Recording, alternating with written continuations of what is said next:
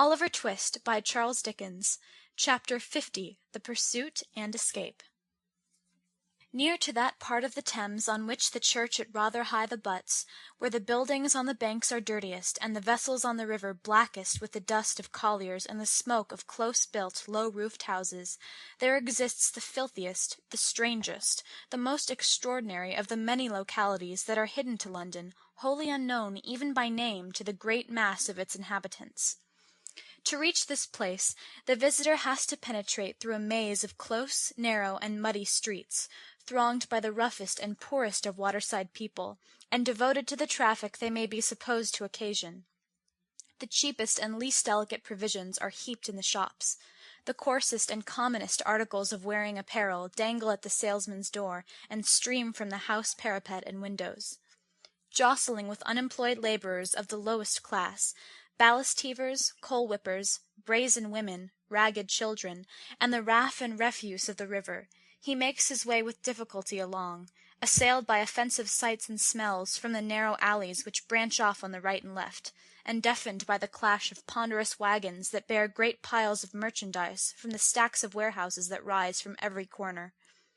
Arriving, at length, in streets remoter and less frequented than those through which he has passed, he walks beneath tottering house-fronts projecting over the pavement, dismantled walls that seem to totter as he passes, chimneys half-crushed, half-hesitating to fall, windows guarded by rusty iron bars that time and dirt have almost eaten away, every imaginable sign of desolation and neglect.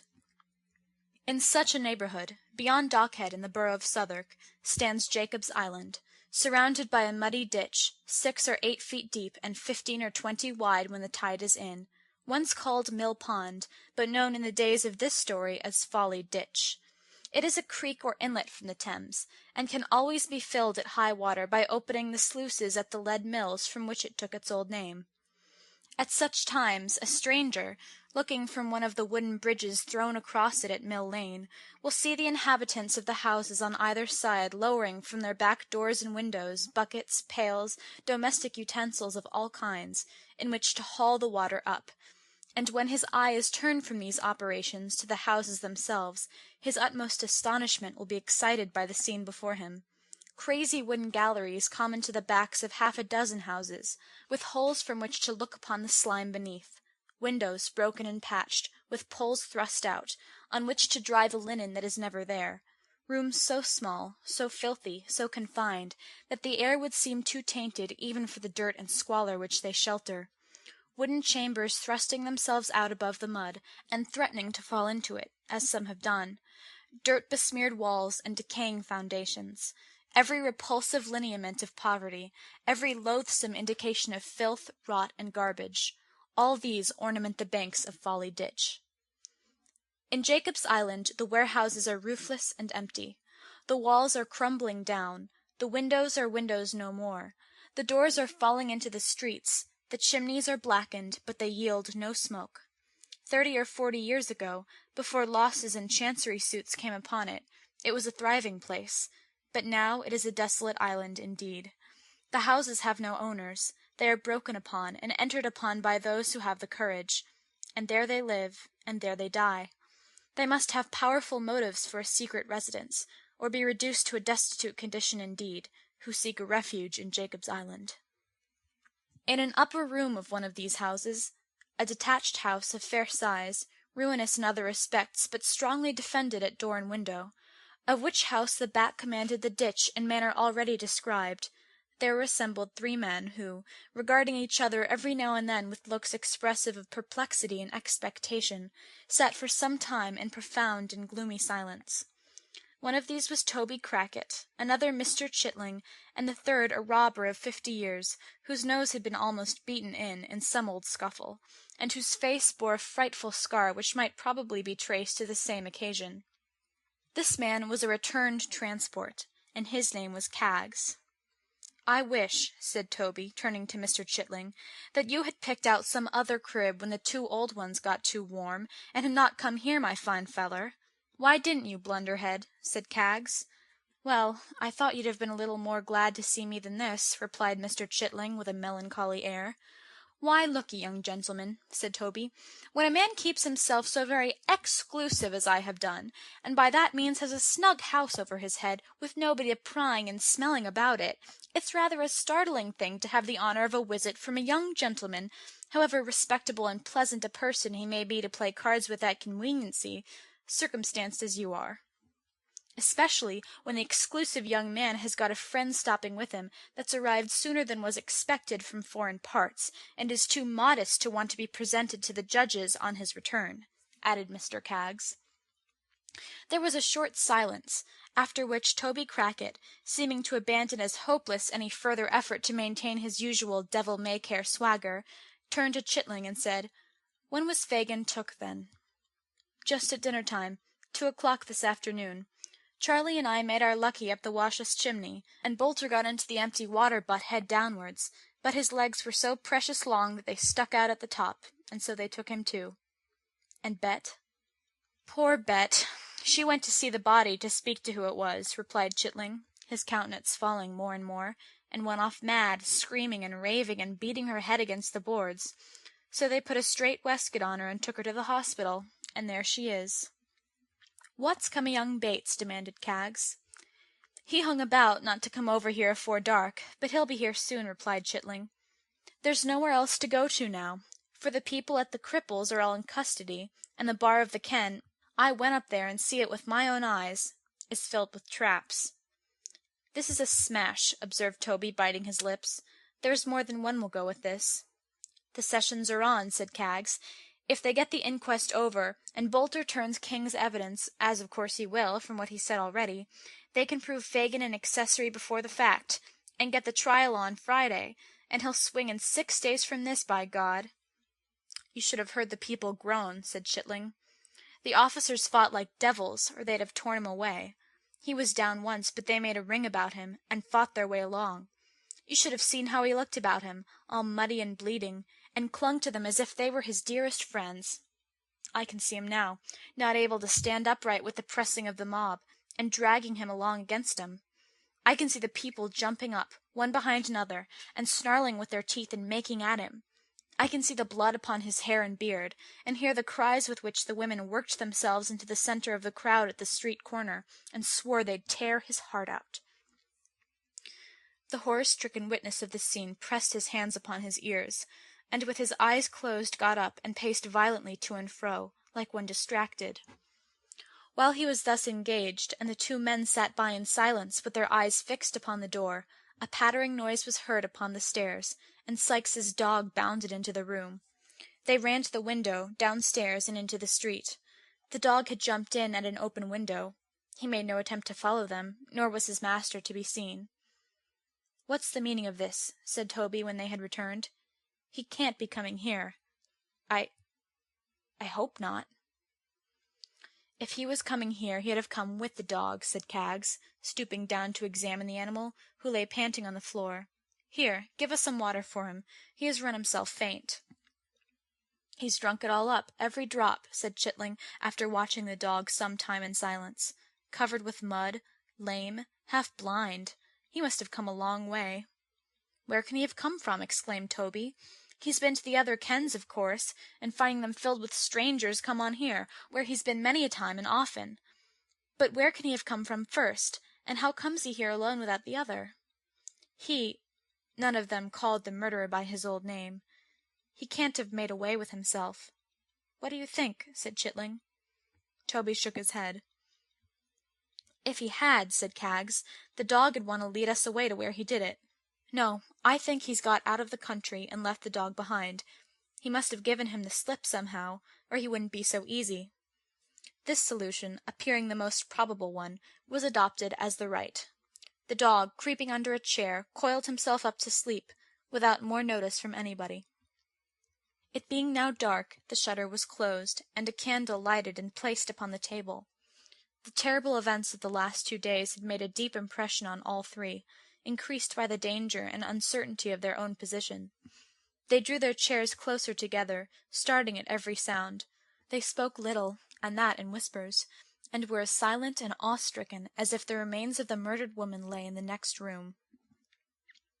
They had sat thus some time, when suddenly was heard a hurried knocking at the door below. "Young Bates," said Kaggs, looking angrily round to check the fear he felt himself. The knocking came again. No, it wasn't he. He never knocked like that. Crackit went to the window, and shaking all over, drew in his head. There was no need to tell them who it was. His pale face was enough. The dog, too, was on the alert in an instant, and ran whining to the door. "We must let him in," he said, taking up the candle. "Isn't there any help for it?" asked the other man in a hoarse voice. "None. He must come in." "Don't leave us in the dark," said Kaggs, taking down a candle from the chimney-piece and lighting it with such a trembling hand that the knocking was twice repeated before he had finished. Crackit went down to the door, and returned followed by a man with the lower part of his face buried in a handkerchief, and another tied over his head under his hat. He drew them slowly off. Blanched face, sunken eyes, hollow cheeks, beard of 3 days' growth, wasted flesh, short, thick breath. It was the very ghost of Sikes. He laid his hand upon a chair which stood in the middle of the room, but shuddering as he was about to drop into it, and seeming to glance over his shoulder, dragged it back close to the wall, as close as it would go, and ground it against it, and sat down. Not a word had been exchanged. He looked from one to another in silence. If an eye were furtively raised and met his, it was instantly averted. When his hollow voice broke silence, they all three started. They seemed never to have heard its tones before. "How came that dog here?" he asked. "Alone, 3 hours ago. Tonight's paper says that Fagin's took. Is it true or a lie?" "True." They were silent again. "Damn you all," said Sikes, passing his hand across his forehead. "Have you nothing to say to me?" There was an uneasy movement among them, but nobody spoke. "You that keep this house," said Sikes, turning his face to Crackit, "do you mean to sell me, or to let me lie here till this hunt is over?" "You may stop here, if you think it safe," returned the person addressed, after some hesitation. Sikes carried his eyes slowly up the wall behind them, rather trying to turn his head than actually doing it, and said, "Is it the body? Is it buried?" They shook their heads. "Why isn't it?" he retorted with the same glance behind him. "What do they keep such ugly things above the ground for? Who's that knocking?" Crackit intimated by a motion of his hand as he left the room that there was nothing to fear, and directly came back with Charley Bates behind him. Sikes sat opposite the door, so that the moment the boy entered the room he encountered his figure. "Toby," said the boy, falling back, as Sikes turned his eyes towards him, "why didn't you tell me this downstairs?" There had been something so tremendous in the shrinking off of the three that the wretched man was willing to propitiate even this lad. Accordingly he nodded, and made as though he would shake hands with him. "Let me go into some other room," said the boy, retreating still farther. "Charley," said Sikes, stepping forward, don't you know me?" "Don't come near me," answered the boy, still retreating, and looking with horror in his eyes upon the murderer's face. "You monster!" The man stopped halfway, and they looked at each other, but Sikes's eyes sunk gradually to the ground. "Witness you three," cried the boy, shaking his clenched fist, and becoming more and more excited as he spoke. "Witness you three.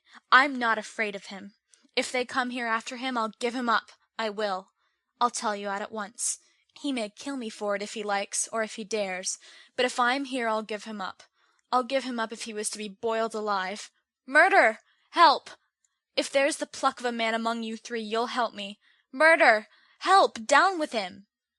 Pouring out these cries, and accompanying them with violent gesticulation, the boy actually threw himself single-handed upon the strong man, and in the intensity of his energy and the suddenness of his surprise, brought him heavily to the ground. The three spectators seemed quite stupefied. They offered no interference, and the boy and man rolled on the ground together, the former heedless of the blows that showered upon him, wrenching his hands tighter and tighter in the garments about the murderer's breast, and never ceasing to call for help with all his might.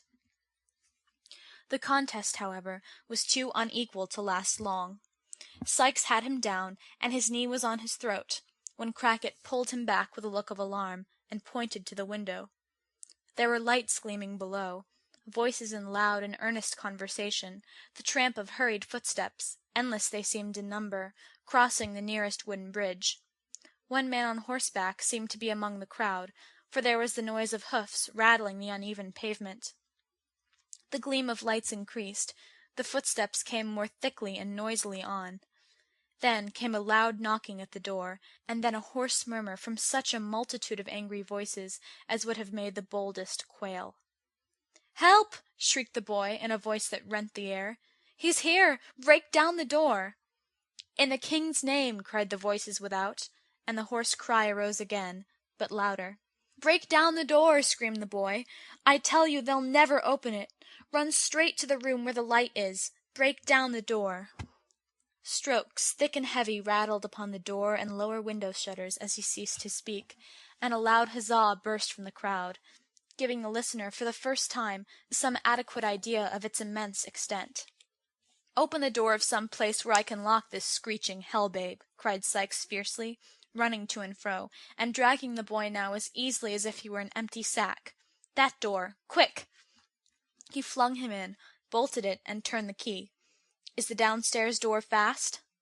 "Double locked and chained," replied Crackit, who, with the other two men, still remained quite helpless and bewildered. "The panels, are they strong?" "Lined with sheet iron." "And the windows, too?" "Yes, and the windows." "Damn you!" cried the desperate ruffian, throwing up the sash and menacing the crowd. "Do your worst! I'll cheat you yet!" Of all the terrific yells that ever fell on mortal ears, none could exceed the cry of the infuriated throng. Some shouted to those who were nearest to set the house on fire. Others roared to the officers to shoot him dead. Among them all, none showed such fury as the man on horseback, who, throwing himself out of the saddle, and bursting through the crowd as if he were parting water, cried beneath the window, in a voice that rose above all others, "20 guineas to the man who brings the ladder." The nearest voices took up the cry, and hundreds echoed it. Some called for ladders, some for sledge-hammers, some ran with torches to and fro as if to seek them, and still came back and roared again. Some spent their breath in impotent curses and execrations. Some pressed forward with the ecstasy of madmen, and thus impeded the progress of those below. Some among the boldest attempted to climb up by the waterspout and crevices in the wall, and all waved to and fro in the darkness beneath, like a field of corn moved by an angry wind, and joined from time to time in one loud, furious roar. "The tide!" cried the murderer, as he staggered back into the room and shut the faces out. "The tide was in as I came up. Give me a rope, a long rope. They're all in front. I may drop into the Folly Ditch and clear off that way. Give me a rope, or I shall do 3 more murders and kill myself." The panic-stricken men pointed to where such articles were kept. The murderer, hastily selecting the longest and strongest cord, hurried up to the house-top. All the window in the rear of the house had been long ago bricked up, except one small trap in the room where the boy was locked, and that was too small even for the passage of his body. But from this aperture he had never ceased to call on those without, to guard the back, and thus when the murderer emerged at last on the house-top by the door in the roof, a loud shout proclaimed the fact to those in front, who immediately began to pour round, pressing upon each other in an unbroken stream. He planted a board which he had carried up with him for the purpose so firmly against the door that it must be matter of great difficulty to open it from the inside, and creeping over the tiles, looked over the low parapet. The water was out, and the ditch a bed of mud. The crowd had been hushed during these few moments, watching his motions and doubtful of his purpose, but the instant they perceived it and knew it was defeated, they raised a cry of triumphant execration, to which all their previous shouting had been whispers. Again and again it rose. Those who were too great a distance to know its meaning took up the sound. It echoed and re-echoed. It seemed as though the whole city had poured its population out to curse him. On pressed the people from the front. On, in a strong, struggling current of angry faces, with here and there a glaring torch to lighten them up, and show them out in all their wrath and passion. The houses on the opposite side of the ditch had been entered by the mob. Sashes were thrown up, or torn bodily out. There were tiers and tiers of faces in every window, cluster upon cluster of people clinging to every housetop. Each little bridge, and there were 3 in sight, bent beneath the weight of the crowd upon it. Still, the current poured on to find some nook or hole from which to vent their shouts, and only for an instant to see the wretch. "They have him now!" cried a man on the nearest bridge. "Hurrah!" The crowd grew light with uncovered heads, and again the shout uprose. "I will give £50," cried an old gentleman from the same quarter, "to the man who takes him alive. I will remain here till he come to ask me for it." There was another roar.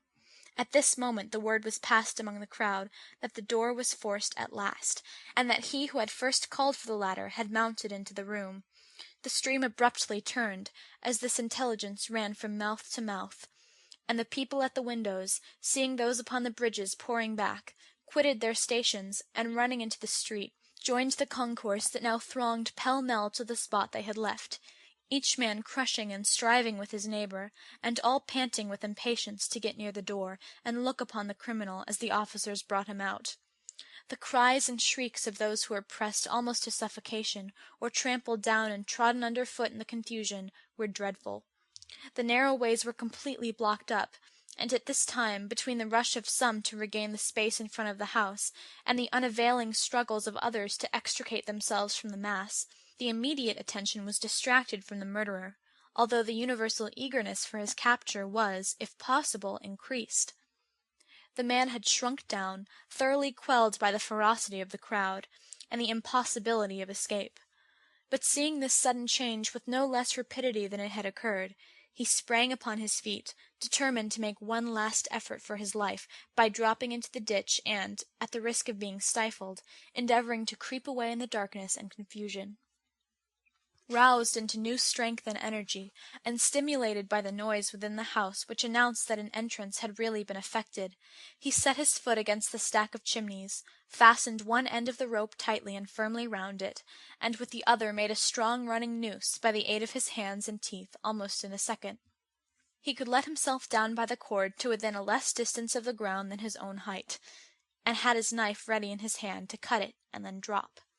At the very instant when he brought the loop over his head, previous to slipping it beneath his armpits, and when the old gentleman before mentioned, who had clung so tight to the railing of the bridge as to resist the force of the crowd, and retain his position, earnestly warned those about him that the man was about to lower himself down, at that very instant the murderer, looking behind him on the roof, threw his arms above his head, and uttered a yell of terror. "The eyes again!" he cried, in an unearthly screech. Staggering as if struck by lightning, he lost his balance, and tumbled over the parapet. The noose was on his neck. It ran up with his weight, tight as a box-string, and swift as the arrow it speeds. He fell for 35 feet. There was a sudden jerk, a terrific convulsion of the limbs, and there he hung, with the open knife clenched in his stiffening hand. The old chimney quivered with the shock, but stood it bravely. The murderer swung lifeless against the wall, and the boy, thrusting aside the dangling body which obscured his view, called to the people to come and take him out for God's sake. A dog, which had lain concealed till now, ran backwards and forwards on the parapet with a dismal howl, and collecting himself for a spring, jumped for the dead man's shoulders. Missing his aim, he fell into the ditch, turning completely over as he went, and striking his head against a stone, dashed out his brains. End of chapter 50.